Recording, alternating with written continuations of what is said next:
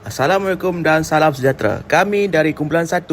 Hari ini, kami akan membincangkan tentang Islam sebagai agama rasmi Persekutuan Malaysia serta bagaimana masyarakat bukan Islam menghormati kedudukan Islam dan cabaran yang perlu kita hadapi bersama. Yang pertama, peruntukan perlembagaan dan kedudukan Islam. Perkara 3-1 Perlembagaan Persekutuan memperuntukkan bahawa Islam ialah agama rasmi persekutuan. Namun, agama-agama lain boleh diamalkan dengan bebas dan aman. Ini bermakna Malaysia mengamalkan prinsip toleransi beragama yang dijamin oleh undang-undang tertinggi negara. Masyarakat bukan Islam menerima kedudukan ini kerana ia telah dipersetujui oleh semua kaum semasa pengubalannya pada tahun 1957 sebagai sebahagian daripada kontrak sosial. Contohnya, perkara 11 perlembagaan turut menjamin kebebasan beragama bagi setiap warga negara, menjadikan Malaysia sebuah negara yang unik.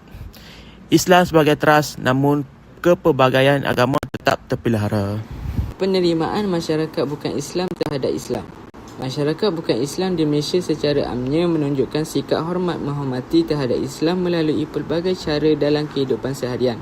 Mereka mematuhi peraturan berkaitan Islam seperti menghormati waktu solat, tidak mengganggu upacara keagamaan Islam dan turut sama menyambut perayaan Islam seperti Hari Raya Aidilfitri dalam semangat muhibah. Contoh, amalan open house semasa perayaan Islam disambut oleh semua kaum tanpa mengira agama. Majikan bukan Islam turut memberi kelonggaran kepada pekerja Muslim untuk menunaikan solat Jumaat. Ini mencerminkan penerimaan yang tulus dalam kehidupan bermasyarakat. Isi seterusnya adalah cabaran dalam memastikan Islam dihormati. Walaupun kedudukan Islam dijamin oleh perlembagaan, terdapat beberapa cabaran yang perlu ditangani. Antaranya ialah isu salah faham tentang hukum Islam, pengaruh fahaman ekstremisme yang memberi gambaran negatif tentang Islam, serta provokasi yang berlaku di media sosial oleh segelintir pihak yang tidak bertanggungjawab yang boleh mencetuskan ketegangan antara kaum. Contohnya, isu berkaitan simbol agama, penggunaan kalimah Allah dan pelbagai kontroversi di media sosial pernah menimbulkan ketegangan. Kerajaan perlu bertindak pantas dan bijak bagi memastikan isu-isu ini tidak menjejaskan keharmonian yang telah lama terpelihara. Akhir sekali, langkah memastikan Islam terus dihormati oleh semua kaum. Kerajaan dan masyarakat perlu berganding bahu untuk memastikan Islam terus dihormati.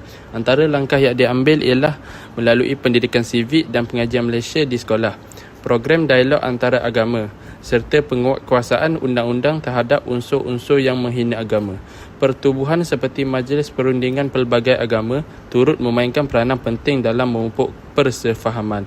Sebagai contoh, program Rumah Terbuka Peringkat Kebangsaan, kempen Satu Malaysia dan program lawatan antara agama ke masjid membantu masyarakat bukan Islam memahami Islam dengan lebih baik dan tepat, sekaligus mengurangkan prasangka.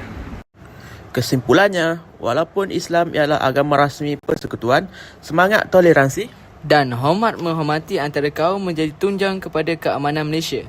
Tanggungjawab memastikan Islam terus dihormati bukan hanya terletak pada masyarakat Islam sahaja. Malah seluruh rakyat Malaysia perlu memainkan peranan masing-masing demi keharmonian negara. Sekian, terima kasih.